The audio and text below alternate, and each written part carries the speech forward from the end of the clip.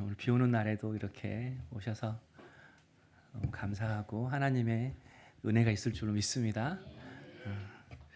두려워할 것이 따로 있습니다라는 제목으로 하나님 말씀 함께 나누겠습니다. 믿음이 좋다는 게 무엇일까요? 여러 가지 뜻이 있겠지만 오늘 말씀에서 보면 믿음이 있다는 것은 두려움이 없다는 것입니다. 오늘 본문 새벽 말씀으로 따진다면 믿음은 잘 기다리는 것이죠. 근데 오늘 본문은 또 한 가지를 가르쳐줘요. 믿음은 두려움이 없다는 것입니다. 두려움이 없어야만이 어떤 어려움에도 믿음으로 살 수가 있습니다. 두려움이 없어야만이 어떤 사건 속에서도 하나님의 뜻에 순종하며 살아갈 수 있습니다. 그래서 믿음은 두려워하지 않는 것, 이렇게 말할 수 있습니다. 그런 의미에서 우리가 살아가는 이 세상 속에 정말 악한 사람들이 많습니다. 이것이 우리가 두려워하지 않을 이유인 것입니다. 악한 사람들이 너무나 많기 때문에 우리가 자주 느끼는 그 감정이 두려움입니다. 그래서 두려움이 없어야만이 믿음으로 살아갈 수가 있고 잘 살 수가 있는 것입니다. 오늘 말씀에도 악한 사람들이 다윗을 죽이려고 했습니다. 2절에 주는 악을 꾀하는 자들의 음모에서 나를 숨겨주시고, 사람들이 다윗을 죽이기 위해서 함께 모임을 가졌대요. 그리고 수많은 꾀를 냈대요. 여러분, 한 사람이 나를 죽이려고 작정하면 그것도 사실은 두려운 일입니다. 그런데 한 사람이 아니라 여러 사람이 함께 모여서 다윗을 죽이기로 모의를 했대요. 그러니 얼마나 더 괴롭겠습니까? 그런데 더 괴로운 것은 다윗을 죽이려고 했던 이 사람들이 바로 다윗이 평소에 사랑하고 신뢰했던 사람들입니다. 바로 압살롬과 자기의 아들 압살롬과 평상시에 다윗이 믿고 따랐던, 다윗이 신뢰했던 그 신하들, 자기의 아들과 자기의 신하들이 다윗 자신을 죽이려고 모반을 일으킨 것입니다. 그래서 다윗은 어쩔 수 없이 궁을 버리고 도망가야 했습니다. 그러니 얼마나 괴롭고 힘들고 두려웠겠습니까? 또 아들이 자신을 죽이려고 하니 얼마나 그것이 부끄럽고 수치스럽겠습니까? 여러분, 우리도 언제 가장 힘들죠? 모르는 사람 때문에 힘든 게 아닙니다. 모르는 사람이 힘들게 하면 그냥 욕하고 끝나죠. 같이 싸우고 끝나죠. 근데 우리를 가장 힘들게 하는 게 믿었던 배우자에게 배신당할 때, 사랑하는 자녀에게 무시당할 때, 그때 여러분 그냥 괴로운 게 아니라 죽고 싶지 않습니까?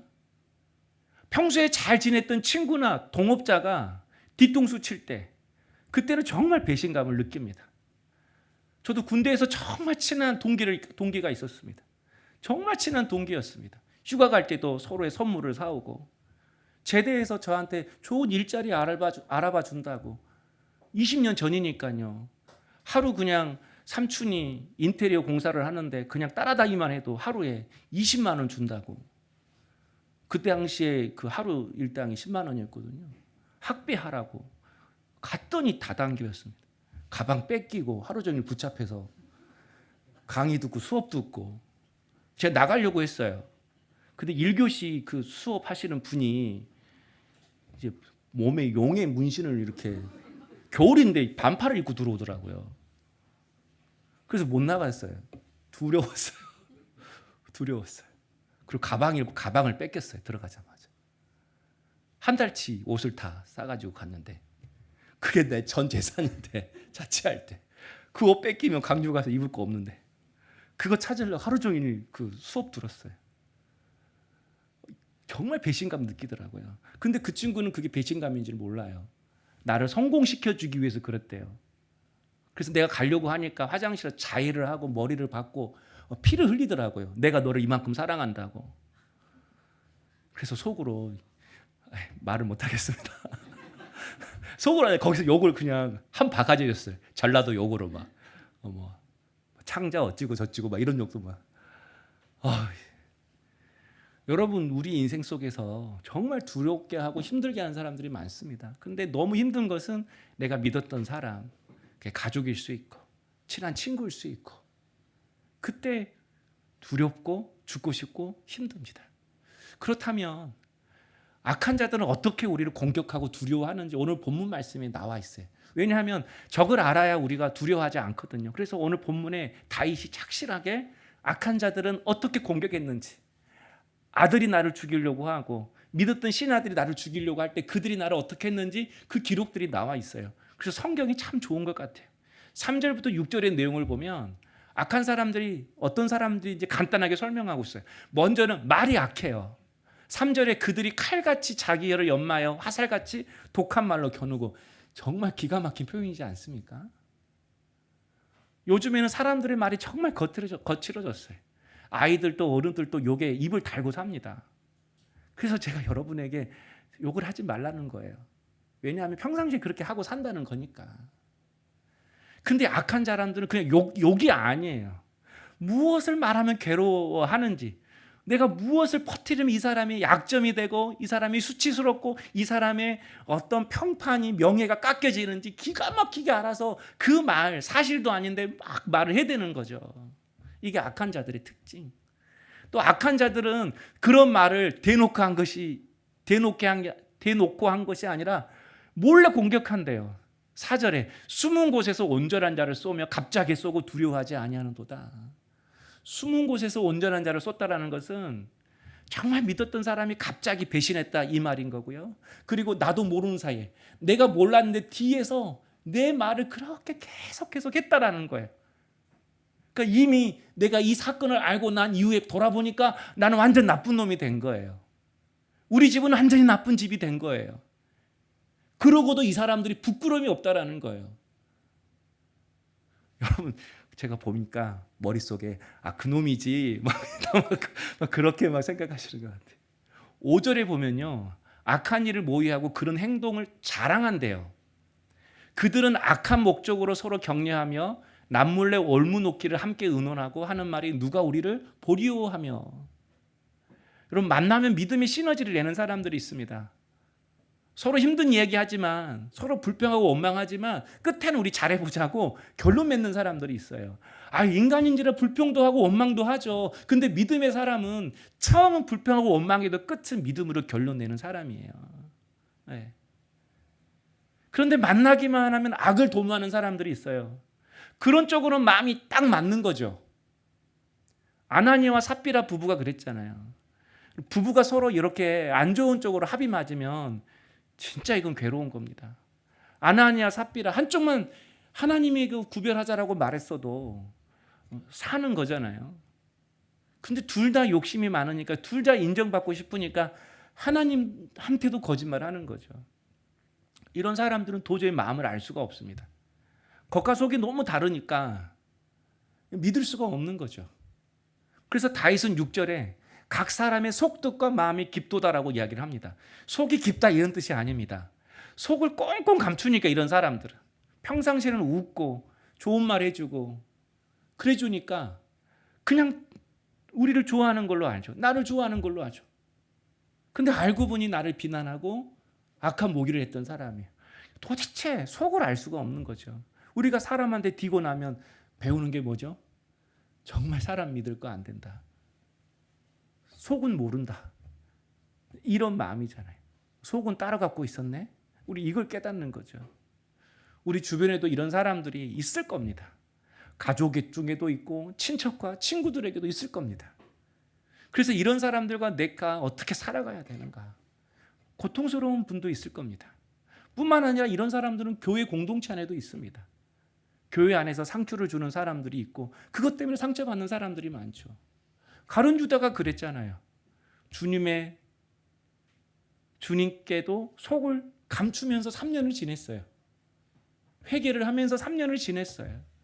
그래놓고 마리아가 향을 부을 때는 그의 헌신을 깎아내리고 상처 주고, 갈라디아서 2장 4절을 보면 가만히 들어온 거짓 형제들 때문에 교회가 시끄러졌다라고 이야기를 해요. 우리 주변에 이렇게 나를 두렵게 하고 무너뜨리는 사람이 많습니다. 그런데 중요한 것은 이런 악한 사람을 만났을 때 두려워하지 말라는 거예요. 상처받지 말라는 거예요. 시험 들지 말라는 거예요.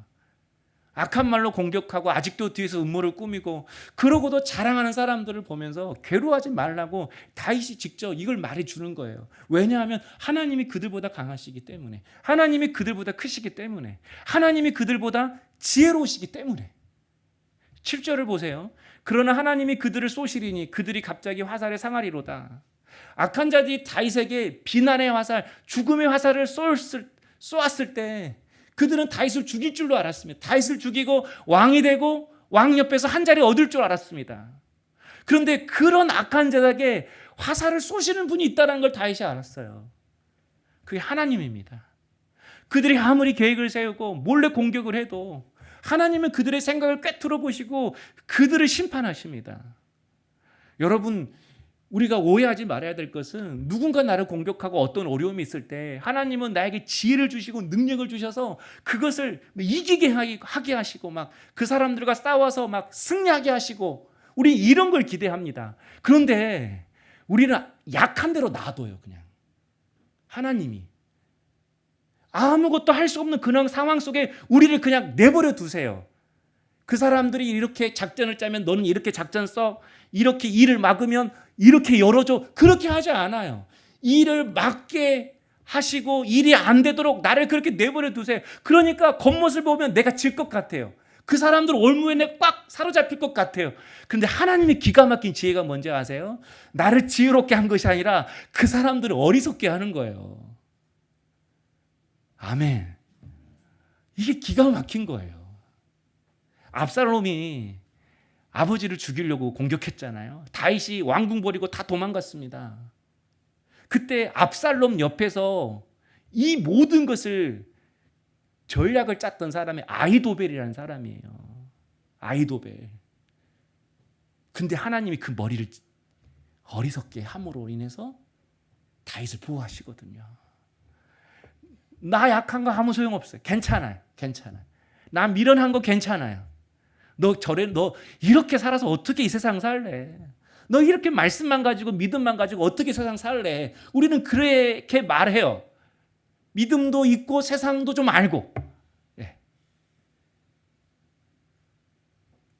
믿음의 방식으로 살고 또 세상에서는 세상 방식으로도 살고. 목사님 모른다고.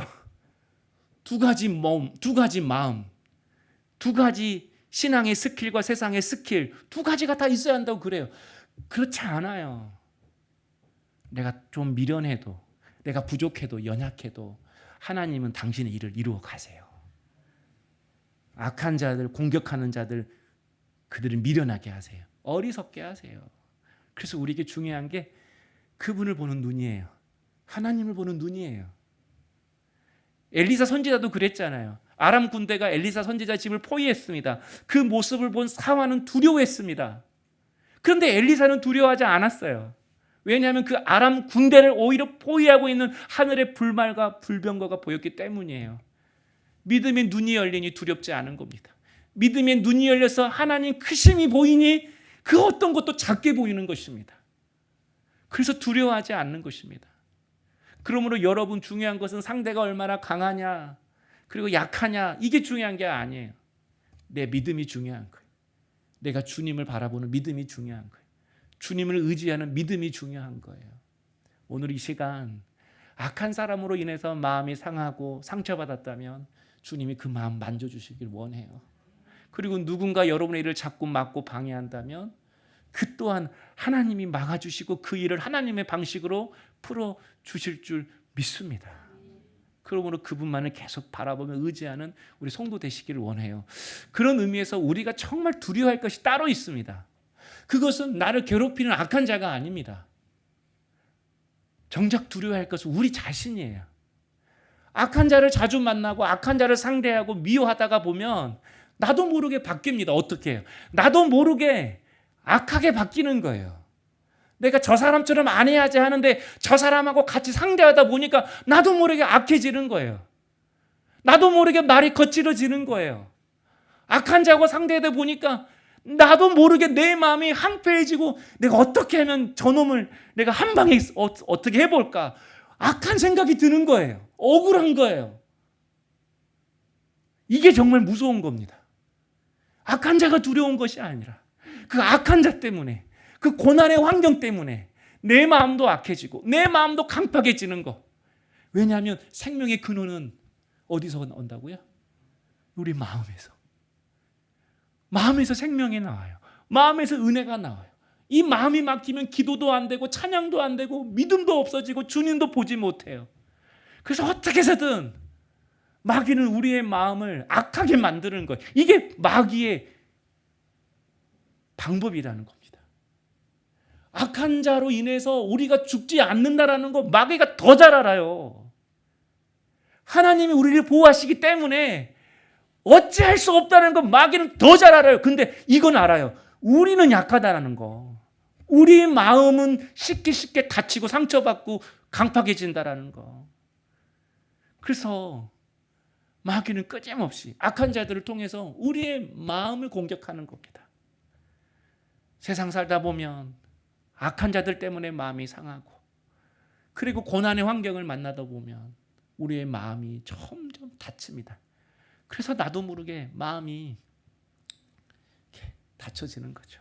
어느 목사님 딸이 이렇게 장난감 가지고 동생과 잘 놀더니 동생하고 싸우더랍니다.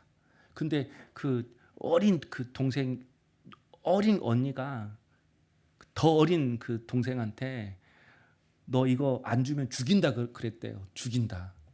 유치원생 7살 언니가 5살 동생한테 너 죽인다. 그러니까 그걸 보고 있던 그 목사님이, 아버지가 그랬대요. 야, 딸아, 말을 부드럽게 해야지. 나 그런 나쁜 말 하면 안 돼. 그러니까 딸이 동생이 그랬대요.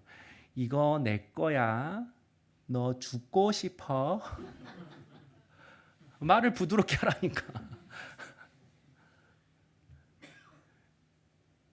목사 딸이 그러면 쓰니 그랬더니 그랬대요. 전 사모 딸이에요. 그래서 목사님이 딸을 부를 때 사모 딸아 이리 와. 그랬대. 우리도 꼭 그렇습니다. 우리가 세상에 살면서 그리스도인으로 사는 것을 포기할 때가 많습니다. 나도 한성질 해. 나도 똑같이 해줄 수 있어. 이런 마음이 막 내 안에 막 솟구쳐 오르는 거죠. 이게 두려운 겁니다. 이게 걱정이 된 겁니다. 내가 험한 일을 당하는 것이 두려운 것이 아니라 악한 자처럼 그 사람과 똑같이 내 마음이 상처받고 강팍해지고 황폐해지는 것. 그래서 악한 자를 만났다면 그를 꺾어달라고 기도하는 것보다 그런 악한 자 때문에 주님 내 마음과 내 믿음이 꺾어지지 않도록 기도하셔야 합니다. 왜냐하면 악한 자는 하나님이 화살을 쏘시기 때문에 그렇습니다. 우리가 악한 사람을 만나는 것은 끔찍한 일이지만 그런 악한 사람 때문에 내 마음도 약해져서 내 배우자에게, 내 자녀에게 악한 행동을 하는 것이 더 끔찍한 것입니다. 왜 우리가 자녀들에게 때로는 화풀이 합니까? 기분이 좋을 때는 들어가면서도 기분이 좋은데 기분이 나쁠 때는 문을 열자마자 누가 신발을 이렇게 벗어놨어? 들어갈 때부터 이렇게 이제 분노하면 그날 밤은 분노의 영에 그 집이 사로잡히는 것이죠. 그래서 10절에 다윗이 의인은 여호와로 말미암아 즐거워하며 그에게 피하리니 마음이 정직한 자는 다 자랑하리로다 라고 이야기를 합니다. 다윗은 자신의 마음이 똑같이 악해지려고 할 때마다 주님을 생각했대요. 이제까지 주님이 행하신 일들을 생각했대요. 여호와로 말미암아 즐거워하리라. 주님 때문에 즐거워했던 일들, 기뻐했던 일들, 감사했던 일들을 생각했대요. 그게 피하는 거래요. 공과 사자의 발톱에서 자신을 건져주시는 일, 사울왕이 자신을 죽이려고 할 때마다 기가 막히게 하나님 나를 살려주신 일, 그런 일들을 생각하니 마음의 기쁨이 찾아왔다고 생각을 합니다. 그래서 우리가 하나님을 묵상하는 겁니다. 괴롭고 힘들수록 악한 사람이, 악한 환경이 나를 더 괴롭게 할수록 우리가 해야 될 건 더 주님을 묵상하고 말씀을 묵상하는 겁니다. 왜냐하면 그 말씀을 통해서 나를 건지신 일, 나를 살리신 일, 나를 인도하신 일들이 생각나기 때문에 그렇습니다. 또 다윗은 자랑하리로다라고 이야기를 합니다. 세번역 성경에는 찬양하겠다라는 의미로 써져 있습니다. 마음이 힘들고 강박해질 때마다 찬양하겠대요. 찬양하겠대요. 이번 주에도 말씀 그거 있었잖아요. 찬양하겠다. 여러분 마음속에 주신 하나님의 찬양이 있습니까? 한 주간 여러분 입술에서 어떤 노래가 많이 불려졌습니까? 저는 여러분이 마음이 힘들고 괴로울 때 찬양이 안 되면 찬양을 들을 수 있기를 원합니다. 그러면 어느새 그 찬양이 내 고백이 되는 것입니다.